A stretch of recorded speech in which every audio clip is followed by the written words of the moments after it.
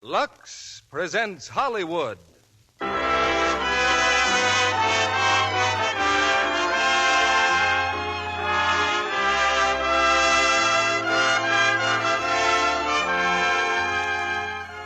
Lux Radio Theater brings you Loretta Young, William Holden, and David Bruce in Christmas Holiday. Ladies and gentlemen, your guest producer, Mr. William Keighley.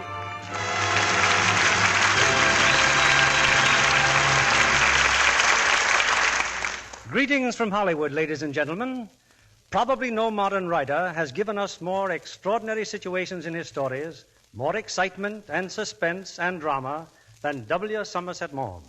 Tonight we bring you Universal's adaptation of his recent novel, Christmas Holiday, the compelling story of a woman whose life is shattered by a tragic crime, who finds herself caught between a hopeless love and a man who tries to free her from its bondage.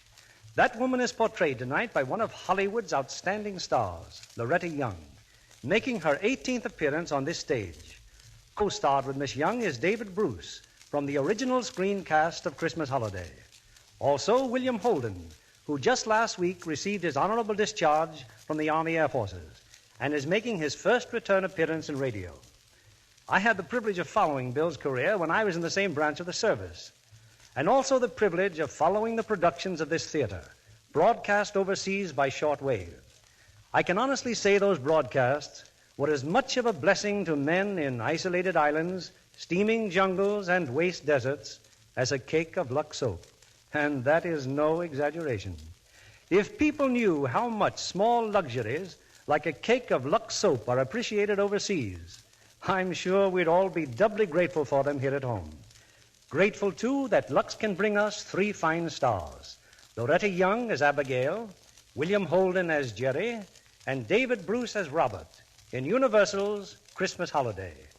Our curtain rises on the first act.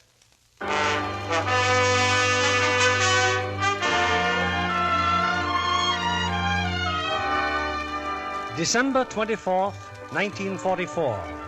Through heavy skies, a transcontinental plane wings its way westward. Among the passengers are two young Army officers on holiday furloughs.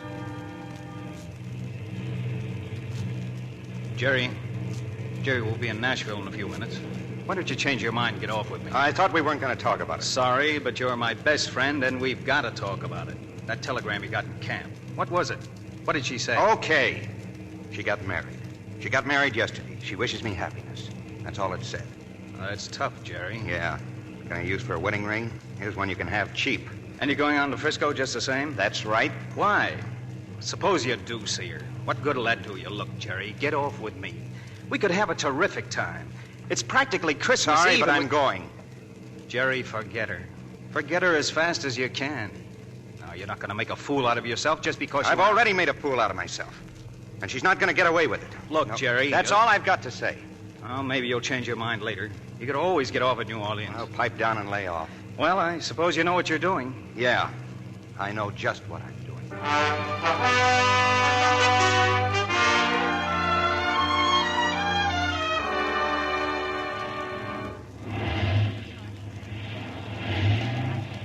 Say, I thought you said we were coming into New Orleans, stewardess. We're just outside of New Orleans, sir. This is our alternate airport. Oh. Gosh, some rain. Lieutenant, wake up, Lieutenant. Oh, I guess I must have dozed off. We're making a landing just outside of New Orleans. Nothing wrong, just unfavorable weather ahead. Oh, how long are we laying over? We really don't know, Lieutenant. We're taking all the passengers to a hotel just in case we have to stay here for the night. Watch your step getting off the plane. And Merry Christmas, everyone. Merry Christmas.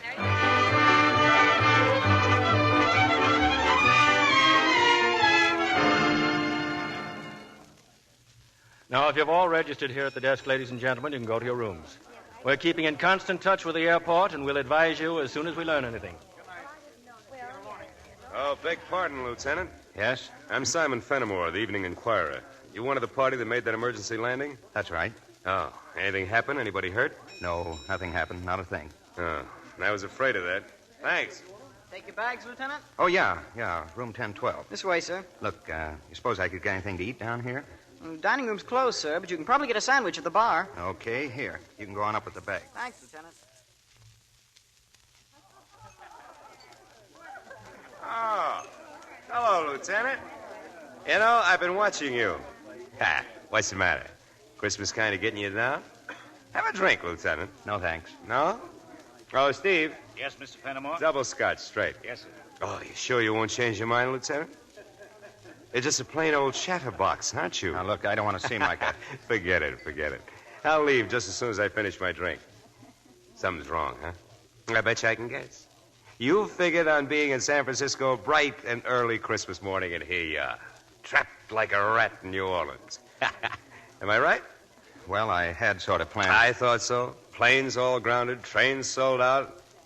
Wait a minute, I got an idea. If anybody can fix anything, I know the one who can. And you and I are going there. What are you talking about? About a place called the Maison Lafette. And a dame called Valerie DeMoro. Oh, she's the greatest little fixer south of Chicago. Come on. Now, wait a minute. I don't get it. What and where? Well, it's a nightclub. Maybe not too high class. But who cares? I'm the public relations counsel. Press agent. Well, thanks, but I've got to stay here. There's no telling when they may resume my flight. Oh, just leave word at the desk where you've gone. You think that's safe? Of course it's safe. Besides, what have you got to lose? Believe me, they don't roll second lieutenants at the Maison Lafette. They don't generally have more than a couple of bucks on them and a picture of a sweater girl. Come on, what do you say? Well, just what you said. What have I got to lose?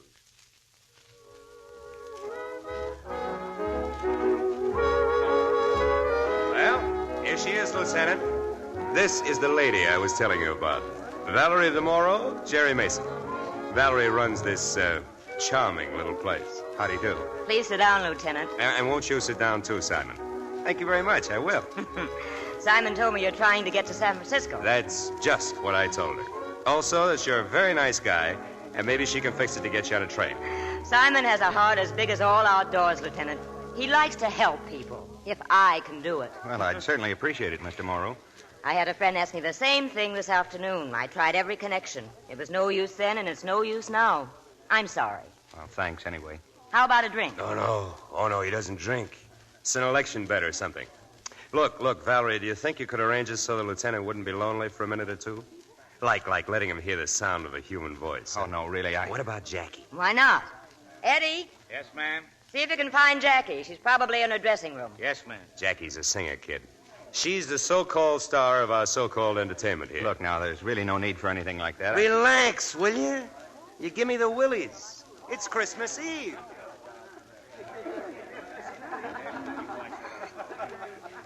So you see, Jackie, Jerry here is what you might call an unexpected pleasure. Hello, Lieutenant.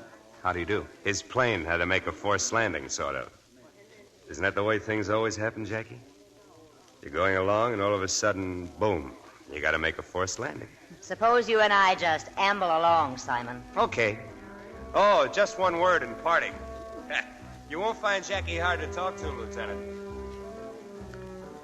He's pretty tight, isn't he? Oh, not for him. He's been drinking himself into the gutter for a long time. They're running out of gutters now. Do you want to dance? Oh, I'm afraid I'm not a very good dancer. Then we'll just sit here and have a drink. Whatever you say. Eddie, Yes, miss? the usual, and, Oh, scotch and soda. Yes, sir.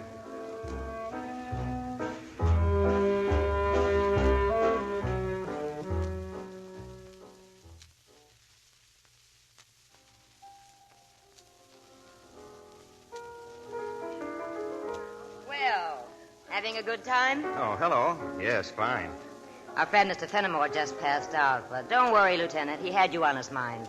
He just written you a note. Here. A note? Well? It just says midnight mass at the St. Louis Cathedral.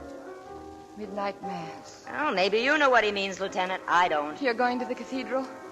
You're going? Well, I certainly hadn't planned on it, Oh, take me with you, Lieutenant, will you? but I don't think I'm going It myself. would be a big favor, really, it would, and I want to go terribly. Looks to me like you're on the spot, Lieutenant. Please. Okay. Thanks. Thanks very much. It won't take me 5 minutes to change. I don't understand. Can she leave here just like that? Doesn't she work here? She's really a very nice kid. She deserves a break. Oh, you'll need a car to get into town. I'll see what I can do. Oh, yes. And here's some money. Oh, that's okay. It's on the house. Christmas. Oh, well, thanks. I still don't know quite what to say about all this. Well, then don't say anything. I'll see you around sometime.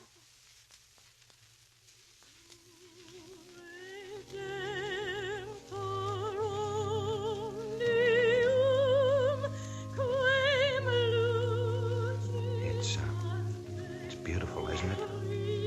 Yes. I never attended a mass before.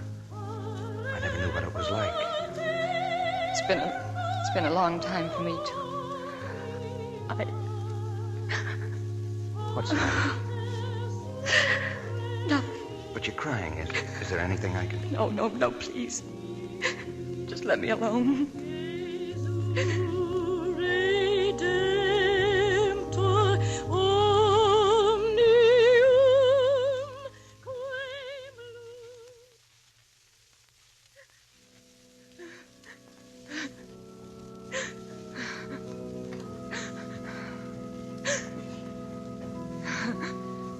Jackie, I think we'd better leave now.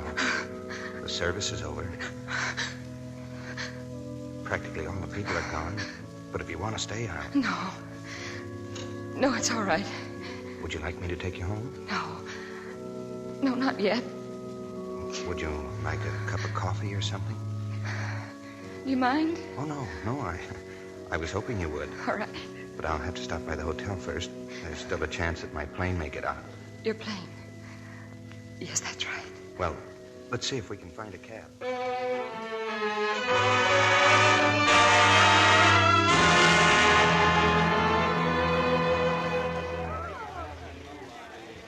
Well, Lieutenant, any news? The desk clerk says the airlines are calling back in a little while. There's still a remote chance of leaving tonight.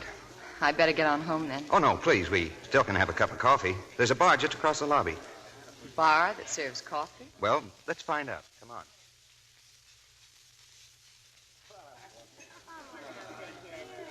Well, we have one thing to be thankful for. The coffee's even blacker than the look the waiter gave us. How do you feel? All right. How do my eyes look? Very nice. Well, they're not red anymore. You know, Sorry I broke down like that in church. I've never cried like that before in all my life. And I didn't cry for the reason you may think. I didn't think anything. Do you mean Simon Fenimore didn't tell you about me? No. Well, I wanted to go to Mass with you because I thought if I did, I might become a part of it. Share something with some of all those people there in church, some feeling or some praying, some forgetting. Well, you had a good cry, and that's supposed to help. Yeah. You know, I've been alone as long as I can remember. I was born in Maine. I lived there until I was 16, and then I came to New Orleans. You're sure Simon didn't tell you anything? Nothing. Well, my name isn't Jackie Lamont. It's Abigail Manette. I thought it best to change my name after the trial. You see, I'm the wife of Robert Manette. I'm Mrs. Robert Manette. Oh? 3 years ago, my husband murdered a man named Harry Jordan.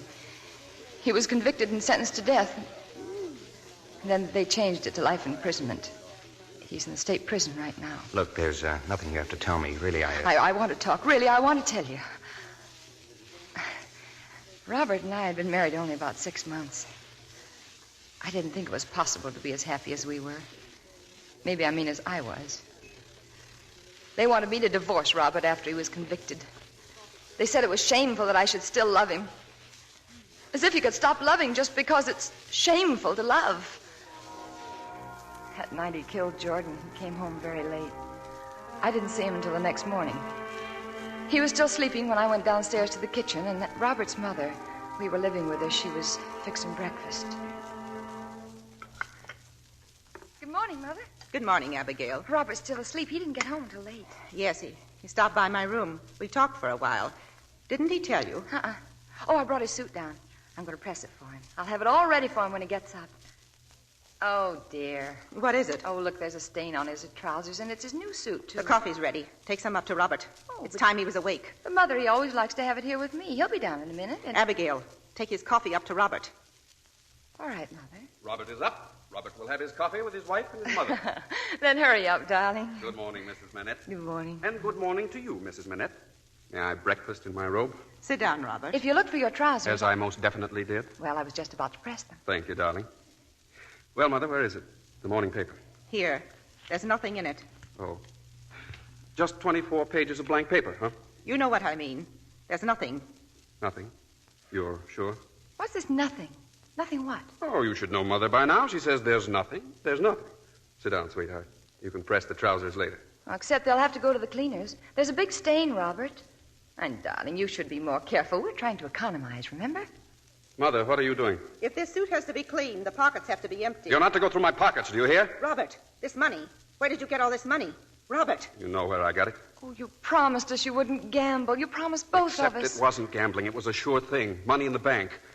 Oh, I was going to tell you, but I'll tell you what. You hold on to the money for me, Abigail. If I keep it, it'll just slip through my fingers. But if you keep it... No. Now, look, Mother. I know you mean well. Believe me, I do, but I'm capable of handling my own affairs. Abigail, you'd better go up and do your room. No, but... We can't leave the rooms unmade all day. Please go, Abigail. Yes, Mother?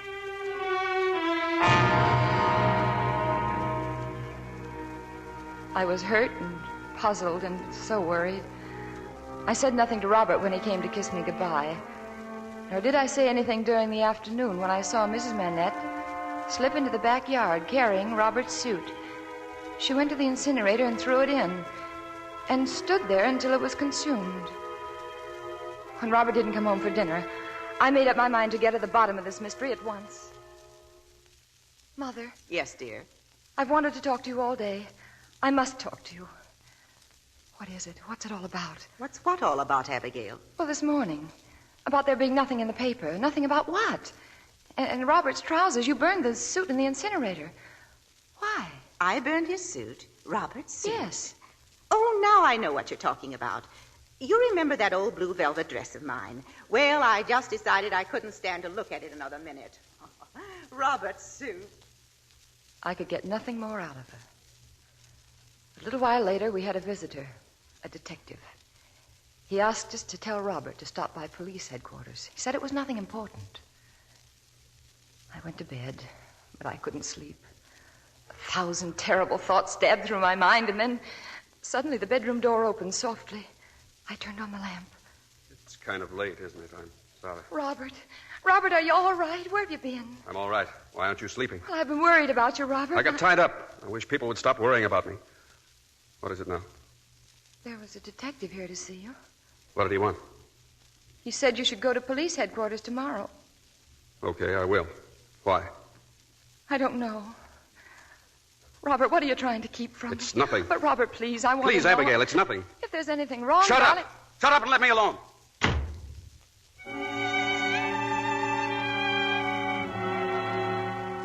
He wasn't gone for long this time. When he came back, he was a different person.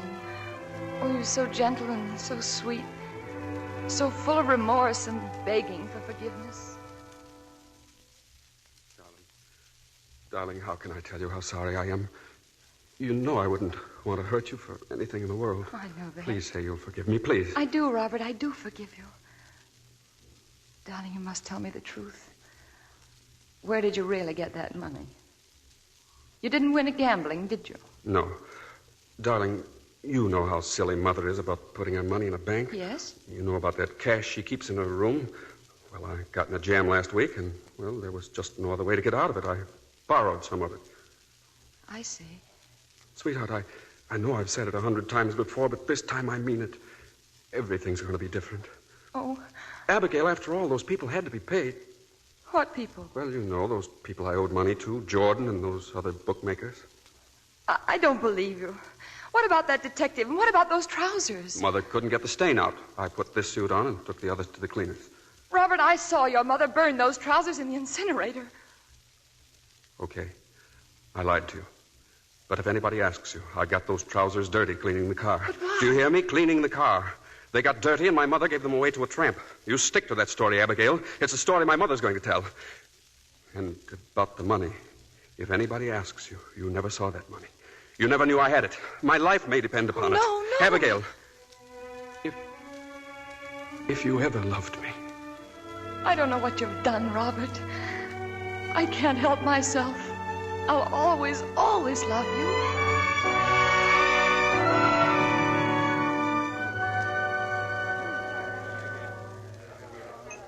Robert was arrested a couple of days later, and then it came out. He'd had an argument with Jordan about that money he owed him. There'd been a fight, and Robert had taken Jordan's gun away from him and killed him with it. And then he took his money. The charge was first-degree murder. Oh, it must have been awful.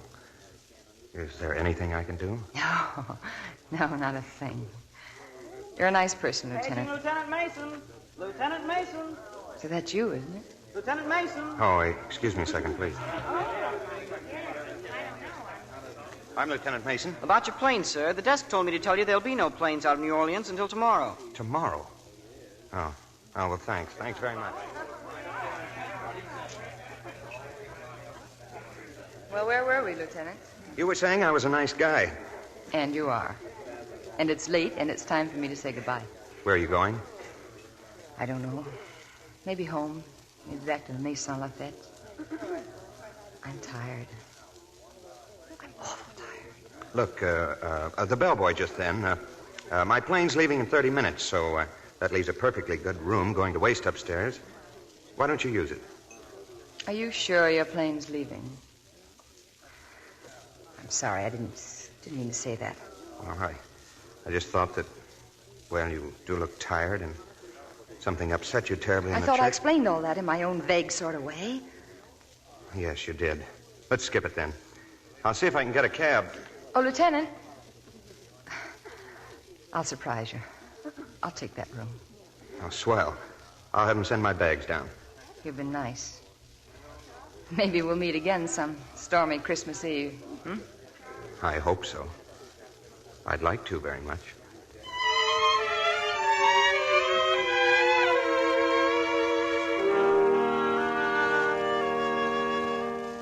You're not checking out, Lieutenant? No, but I won't be back tonight. I've loaned the room to a friend of mine. But your baggage, sir. Check it down here, can't you? I'll be back in the morning. Well, yes, if you wish. Thanks. You see, Oh, would you care for the morning paper, sir? They just came in. I was just looking at that headline. Manette escapes from state prison. Yes, that Manette fellow. He was in there for life. It was quite a sensational case. Good family, you know. Oh, they'll catch him all right. Yes. Yes, I guess they will. Well, good night. Good night, sir. Merry Christmas.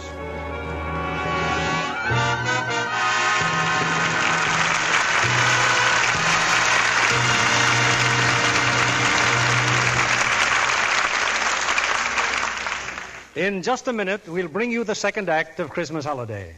Right now, I see Libby Collins, our Hollywood reporter. What's new tonight, Libby? Well, it's news when a famous singing star has a brand new type of role in her latest picture, isn't it, Mr. Keeley? Well, that must be Deanna Durbin, if I know my movies. Mm-hmm.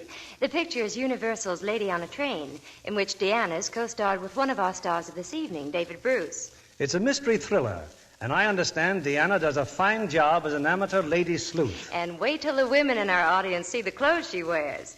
A wardrobe specially created by 3 of Hollywood's most famous designers. Wouldn't that make even the men sit up and take notice, Mr. Kennedy? Well, Libby, Deanna certainly has the looks and personality to set off a beautiful wardrobe, but it was her close-up shots that gave me the thrill. One of the loveliest complexions in Hollywood. A Lux complexion, Libby. I was waiting for you to mention the fact that Deanna's a Lux girl. She always uses Lux toilet soap. Says it gives her skin real beauty care. Of course, Libby. That's the reason 9 out of 10 lovely Hollywood stars use Lux toilet soap regularly. Active lather facials are so quick and easy that busy women everywhere can depend on them. Here's all you do. Cover your face generously with Lux Soap's creamy lather and work it in thoroughly. Rinse with warm water, then cold, and pat with a soft towel to dry. That's Deanna Durbin's daily complexion care. It really makes skin lovely, as she says. Recent tests show that. Actually, 3 out of 4 complexions improved in a short time with this gentle daily care. If you haven't tried Lux toilet soap, why not begin tomorrow? See if you aren't delighted with the new smoothness and softness Hollywood's own beauty care gives your skin. We pause now for station identification. This is CBS, the Columbia Broadcasting System.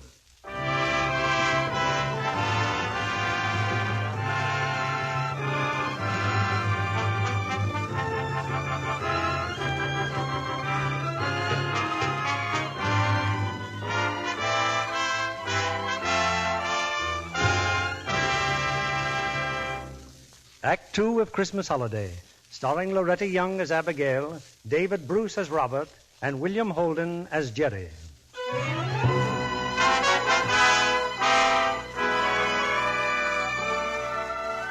It's early the following morning. Through the fog and rain, Lieutenant Jerry Mason makes his way back to the hotel. In the deserted lobby, still piled on the desk, is a stack of morning newspapers, their headlines bearing out the war news. And in type not much smaller, the escape of a murderer named Robert Manette. In room 1012, a girl who married Robert Manette is about to check out.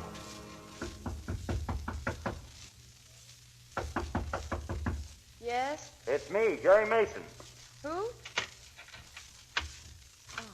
Good morning. But I thought you said you... The airline changed their mind. They stayed grounded all night.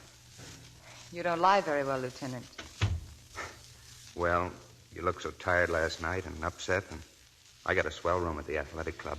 Just wanted to do me a favor, Why? Oh, I don't know, except that you're a nice girl. And what do the airlines have to report now? That it's still raining and the fog is pretty thick. It'll be a while yet. Oh? See a newspaper this morning? No. Why? Oh, no reason. I just wondered what the weatherman had to say. Think it'll ever stop raining? They have an answer for that in Maine. It always has, they say. Yeah. Tell me, Jerry, what's she like? What's who like? Your girl. You left a telegram on the dresser. You shouldn't leave telegrams around if you don't want other people to read them. Yeah. So she married another man. Well, I hope she knows what she was doing, but I doubt it. You don't want to talk about it? Oh, it's something I'll have to take care of myself when I get to San Oh, Francisco. now look, you don't want to do anything foolish. Have you had any breakfast? No. Any reason why you shouldn't? Tell me, why are you pacing back and forth like that? What is there about doing that makes a man feel better? Oh, I'm sorry. I didn't even realize. That's what he used to do, Robert. I often wonder about it now. Not much room for pacing in a prison cell. Jerry, what's the matter? Nothing at all. I keep talking about him, don't I? I shouldn't. Oh, I wish you would. Oh, come on, let's have breakfast. I'll get my hat and... Look, why not have it up here? I'll phone and have them send it up. Oh, sure, if you'd rather. Do you mind? No, I don't mind, Lieutenant. It'll be fine. More toast, more coffee, and more eggs. How about it? Just coffee? I shouldn't, though. Why not? Well, look what I did last night over a cup of coffee. Practically told you the story of my life. Only part of it. And that isn't right, not to finish. You said you were from Maine. Yes. Was he from there, too? No. No, I came down here looking for a job. I always wanted to live in New Orleans. How did you meet him? At a concert. Oh? I had a seat in the gallery. The concert finished, and I was trying to get out, and he was just sitting there, looking at the stage, just as if the orchestra was still playing. I beg your pardon. Oh, excuse me. Yes, I just didn't realize it was over. Oh. It was wonderful, wasn't it? Yes. Now, if you don't mind, Well, sometimes when a concert's over, I get the feeling that I've left myself for a long time. Of course, you wouldn't know it, but that's the greatest thing that could happen to me. I'm the most wonderful person in the world to leave. And that's what you'd like to do right now, isn't it? Leave me. I hardly think I can Coming stand... out, please. Oh, I'm Coming so out. sorry. Look, all I want is to walk to the street with you. There's no harm in that, is there? Well, no, I guess not. Would you like my views on music? When I listen to good music, I feel that there's nothing that man is capable of doing that I can't do. Then it stops and it's all over. Oh, I don't think that. I think music adds something to your life. It wasn't there before. And that it stays with you always. Yeah, I'd like that. You think you could teach me? Frankly, no. Well, look, I'm sorry. I should have told you about me. I just go along talking to everybody I meet that I like. And then after a minute, I say something silly, and that's that. Thanks for the minute. Goodbye. You come here often? No. Why not? Look, There's an all-Beethoven program next Sunday. If you'd meet me out here in front, I know a fellow who handles the publicity, and he generally gets me a couple of passes. How about it? Maybe. I don't know. It's at 2 o'clock. I'll be out in front 10 minutes of 2. If you're there, well, that'll be fine. I'll see. Goodbye. Goodbye. And please, I didn't mean to be... Well, never mind. Goodbye. Yes, Lieutenant, you guessed it. I was there at 10 minutes of 2. After the concert, we went to dinner. The most expensive place in town. That's the way he was. He was always like that.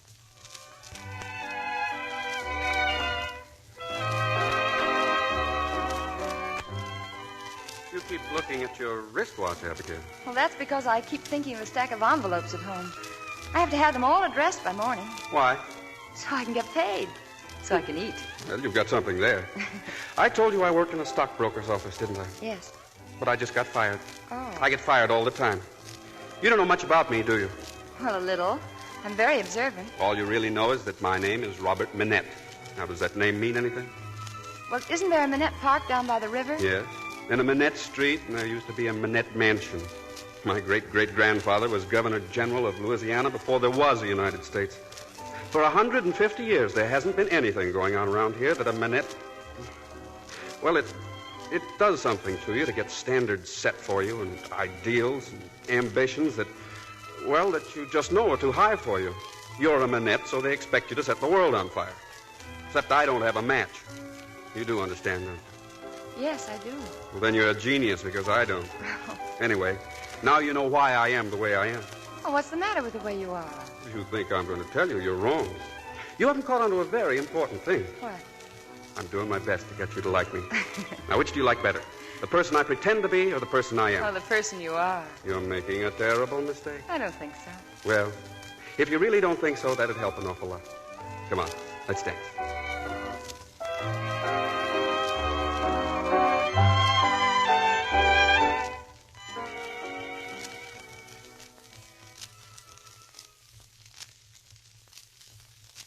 I saw a great deal of Robert during the next few weeks. And then he asked me to go home to meet his mother. I knew how important that was to him. And from the little things that he had said, how desperately she loved him. Oh, I wanted so much for her to like me.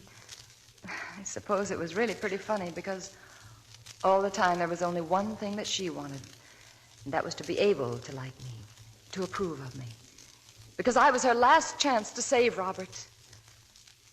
I've often wondered what would have happened if she'd told me all she knew about him that first afternoon when we were alone. More tea, my dear. No, thank you. I hope you'll forgive me, Miss Martin, if I seem terribly blunt. We've discussed a lot of things this afternoon, but I know what's on your mind, and I'm sure that you know what's on my mind. Ever since Robert met you, he's been able to talk of nothing else. Do you always have that effect on young men? Well, I really don't know. You see, Robert's the first young man I've ever known. Well, what I mean is that I know what you mean. Tell me, are you in love with my son? Yes. Well, this may seem a little silly to you, but ours is a very old-fashioned family, and, well, Robert wouldn't think of marrying without my consent. I want you to know that he has it. He wants to marry me? Hasn't he told you? No. Well, he does, Abigail, with all his heart. Oh. And I want him to, with all mine. Oh, thank you. Thank you, Mrs. Minette. There's just one thing, dear. Yes? There are certain traits in Robert that you may... Oh, they're nothing really evil, believe me. He just sometimes forgets his sense of responsibility. That's why I'm so glad you're the kind of person you are. Between us, we will make him strong. Now go find him, dear. Tell him he can come in now.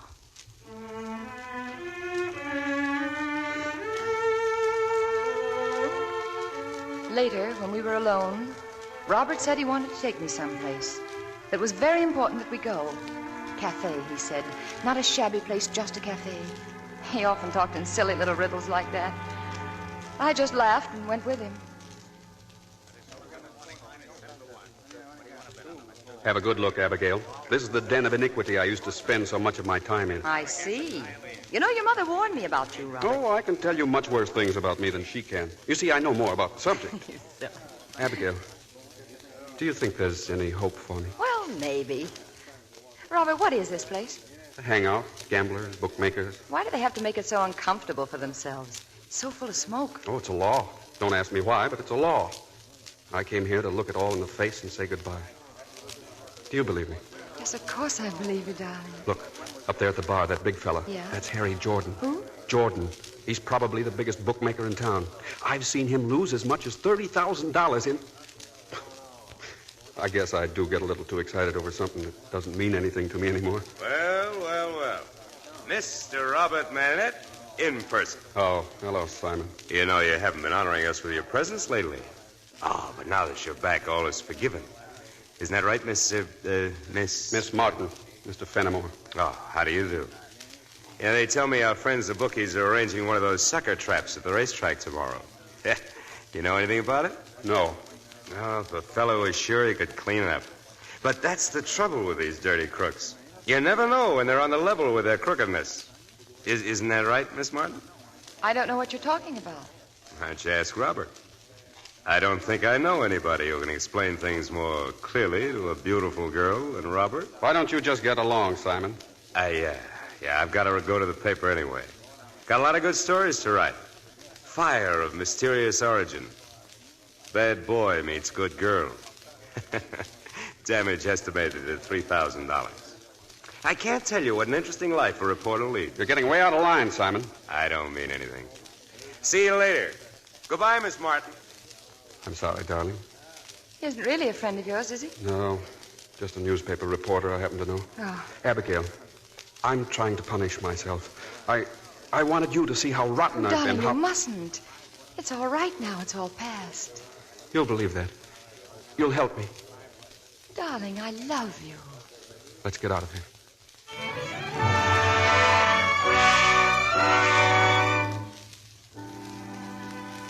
We were married on Christmas Day. Mrs. Manette wanted us to live with her, and it had never really entered our minds to do otherwise. She was completely happy, and so was I. And then, overnight, everything changed. Robert was arrested for the murder of Harry Jordan.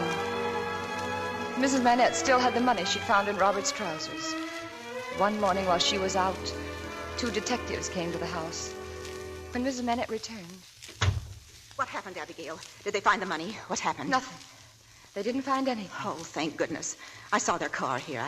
I kept walking around the block until they left. They didn't find the money, Mother, because I did. What do you mean? Sewed into the lining of the draperies. I had to hide it, Abigail. Robert must have a good lawyer. Lawyers cost money. Well, I destroyed the money. I burned it. Oh, no. We could never use that money, Mother. Abigail, I swear to you by all my love for Robert and for you that he did not kill Harry Jordan. You know and I know, Mother, that he did. Are you going to turn against him, too? From the day you married him, you closed your eyes to what it was all about, to what he was all about, selfishly, just so you could be happy. He needed your strength, not your love. That's why I let you marry him. And all you gave him back was his own weakness. But, Mother, I didn't know. There was no way for me to know. You were blind because you wanted to be. It might have hurt you to know that Robert is what he is. Oh, no. If you had been willing to be hurt for his sake, you could have saved him. I love Robert. No, it's I who love him. Because I'm willing to know all about him and keep on loving him. But you, I relied on you, and you failed.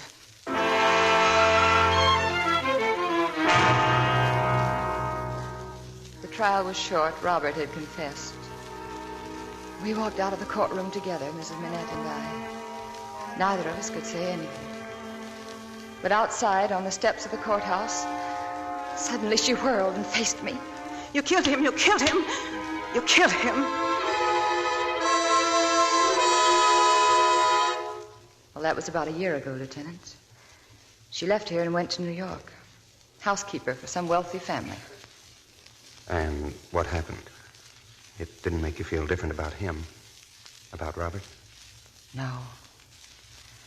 No, for a while I'd visit him in prison as often as I could, but then... Oh, excuse me. Hello? We have some good news for you, Lieutenant. All planes are resuming schedule at midnight. Not until midnight? I'm afraid not, sir. There'll be a limousine leaving here for the airport at 11:30. Okay, thanks very much. Well, looks like I'll be on my way tonight. It's funny, it stopped raining and I didn't even notice. Shows what an interesting talker I am. Well, I'll run along now. It's been nice meeting you, Jerry. was even nicer of you to listen to me. Good luck. Thank you. I guess I should say Merry Christmas. Except it isn't, is it? Oh, sure. And thanks for the use of your room. Goodbye. Goodbye.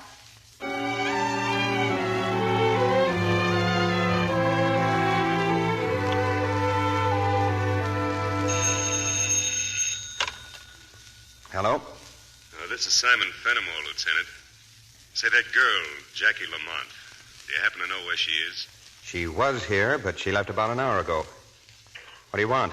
Has something to do with those headlines in the paper? Yeah, maybe. Something like that. There's nothing wrong. There was something I wanted to talk to her about, that's all. Oh, did she see the papers?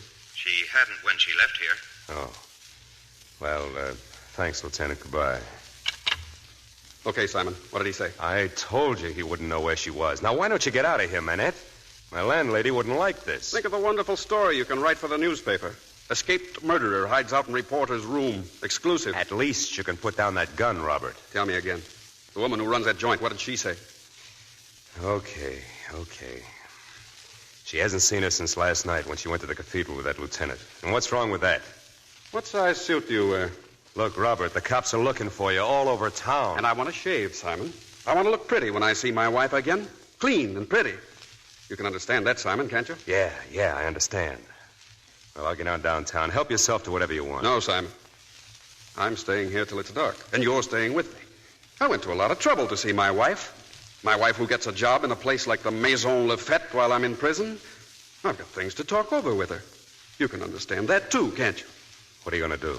Just straighten out my family life, that's all. What time does she go to work at that place, the Maison Lafette? Oh, I guess about 9 o'clock. That's fine, Simon. And that's where we'll be tonight, you and I.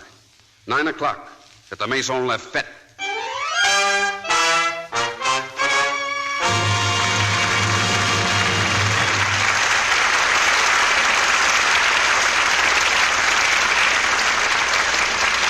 In just a moment, we'll bring you Act 3 of Christmas Holiday. Was there ever a girl in love who didn't sometime or other ask this question? Come on and tell me, Jim. What was it made you fall in love with me? And 9 times out of 10, the answer goes something like this. Gosh, honey, I don't know exactly. Something about you, that's all. You're so sweet. You see, it's often hard for a man to put into words the way he feels about the girl he loves. But when he says she's sweet, it's pretty sure to mean one thing. It means she has the all-important feminine charm that women call daintiness. Men just know it makes a girl nice to be close to.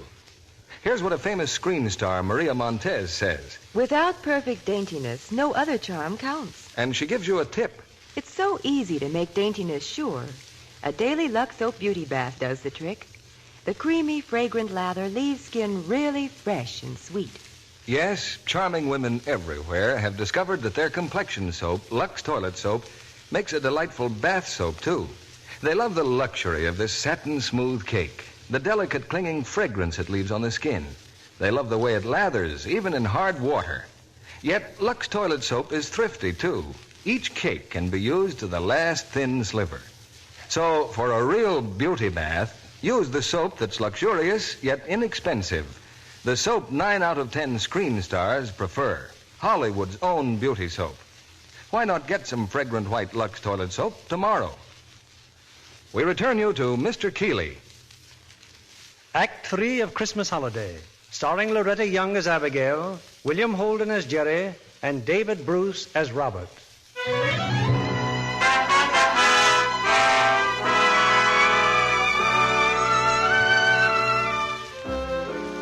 It's a few minutes before 9 o'clock at the nightclub called the Maison Lafette. The crowd tonight is unusually large, perhaps because of the holidays, perhaps because the wife of an escaped murderer is billed as the star entertainer. Among the crowd is Jerry Mason. Quickly, he seeks out the proprietor, Valerie DeMoro. Hello, Mr. Morrow. Well, good evening, Lieutenant. How are you? I thought you were well on your way to Frisco by now. Oh, the planes aren't leaving till midnight. Mr. Morrow, she's here, isn't she? Jackie Lamont? Close the door. Yes, she's here, Lieutenant. She's getting ready to do a number. You heard about her husband? Yes. How is she? Wouldn't you know? She's waiting for him. I thought if I came out here, maybe I could help. I don't know how quite I Well, could you help. might. You don't think there's a chance that Manette would risk coming out here, do you? Well, you never can tell. But just in case, they've got detectives all over the place. Yeah, I saw one when I got out of the cab. I hope they catch him soon. You don't really know Jackie, Lieutenant. I think I do. I like that crazy kid. I like that one-man look in her eyes. I only wish he were a different kind of guy.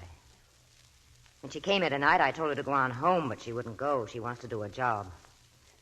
But what about you? If your plane's going to leave, what are you doing out here? Cab's waiting. It'll take me direct to the airport. Oh, be in Frisco in the morning, huh? I'm not going. I've changed my mind. Oh? No. You see, I've learned 100 years' worth of life in the past 24 hours. I found out that you just don't do things because people have done the same things the same way. The important thing is being honest with yourself. Whatever you feel, whatever you are. That's why I said I think I know Jackie better than you think I do. Or maybe I mean I know Abigail. You're all right, Lieutenant. Well, that's her number. I think we'd better get out there, huh? Coming, Lieutenant? Oh, yes, I'd like to watch. Things you plan, need a helping hand, I will understand always.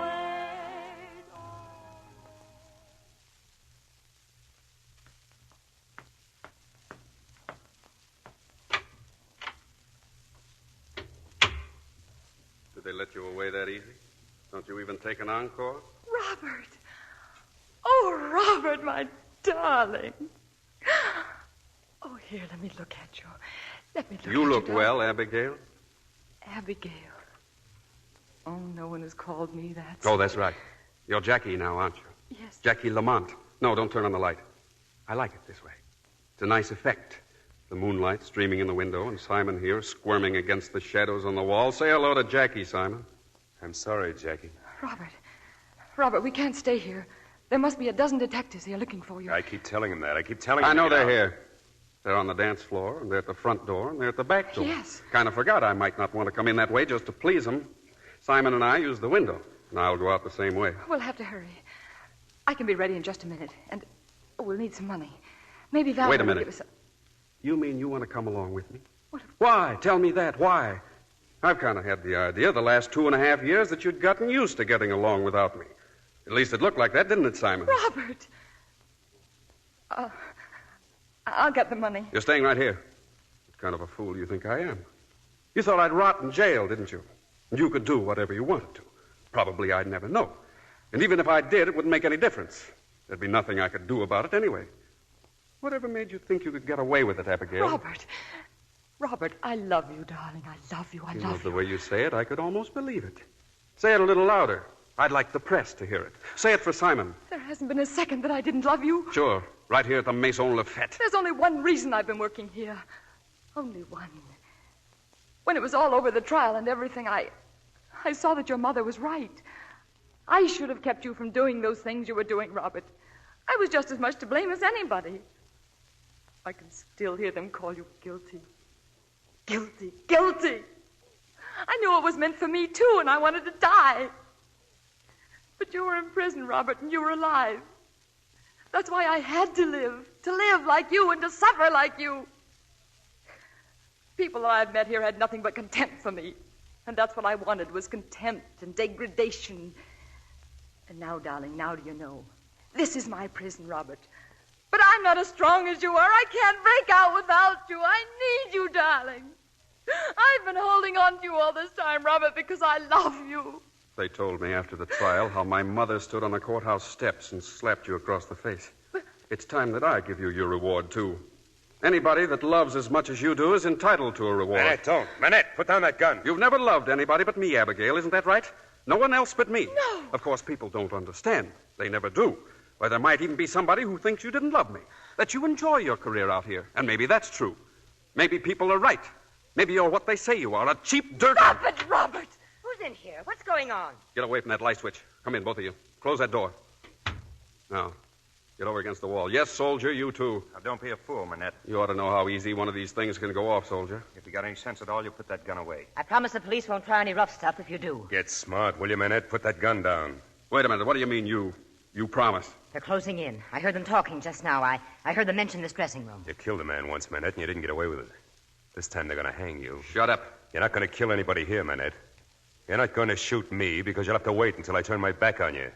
And I'm not going to turn my back on you, see? You're not going to shoot Jackie because I just now saw a cop come to that window. Manette, stand where you are. I came to kill you, Abigail, and that's just what I'm going to do. Step out of the way, soldier. Drop that gun, Manette. I'm not even sorry for you, Abigail. I'm not even... Robert! Robert! Sergeant, tell the boys they can go in. Oh, Robert.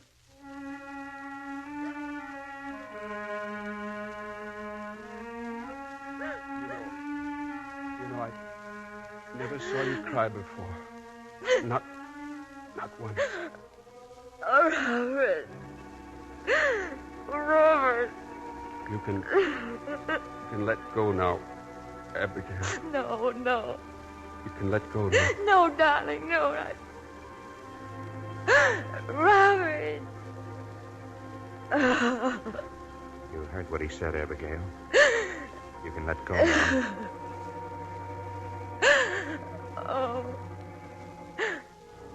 Oh, take me home.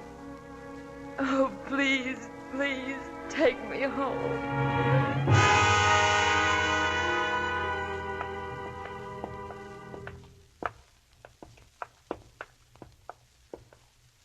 Well, this is it.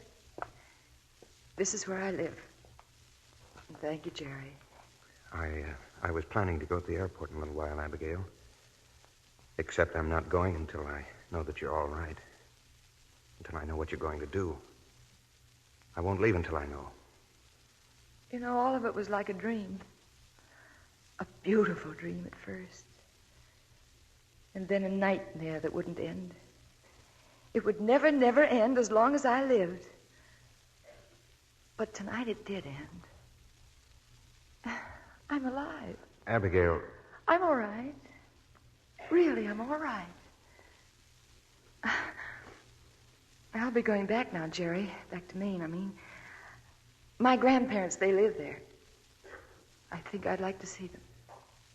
Do you remember what you said a little while ago? You asked me to take you home.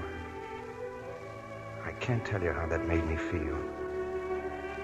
I'd like to do that, Abigail. I want to do that. Back to Maine. Would you let me? Oh, Jerry, you're looking ahead, and I know what you're thinking, but it would be a mistake. Really, it would. I know it would. Oh, you saved me from one mistake.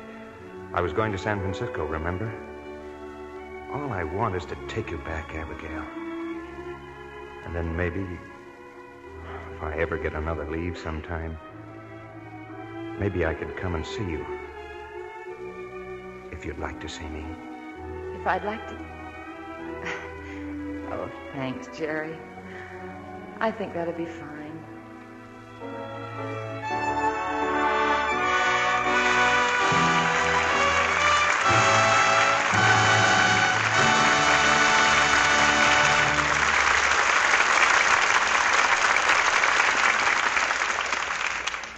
Now that we've had our Christmas holiday 3 months ahead of time, I think you'll all agree that every minute of it was a great experience.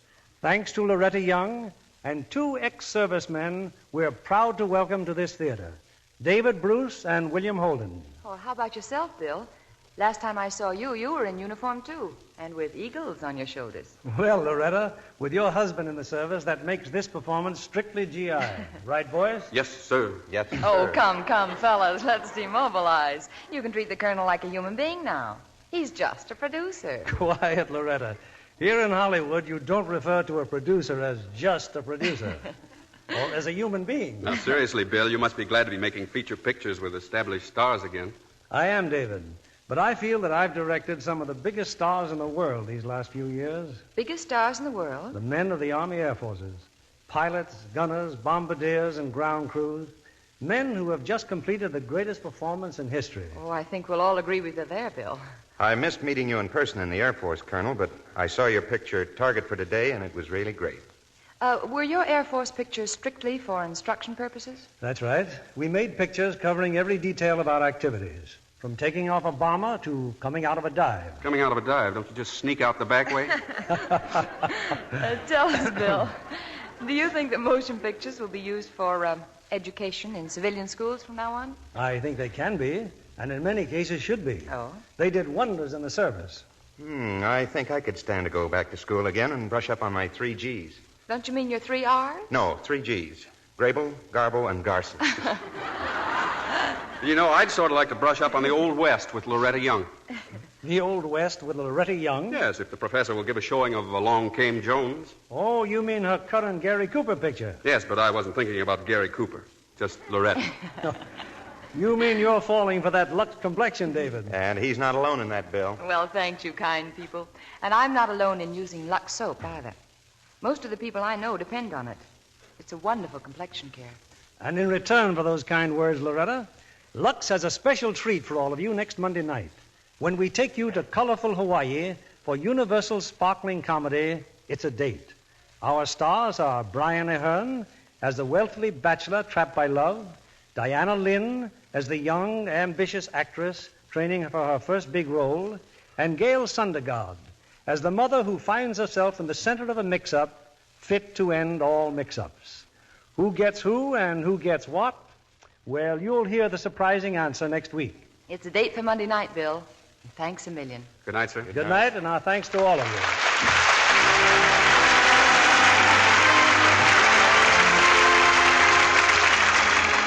Our sponsors, the makers of Lux Toilet Soap, join me in inviting you to be with us again next Monday evening when the Lux Radio Theater presents Brian Ahern, Diana Lynn, and Gail Sundergaard in It's a Date. This is William Keeley saying good night to you from Hollywood.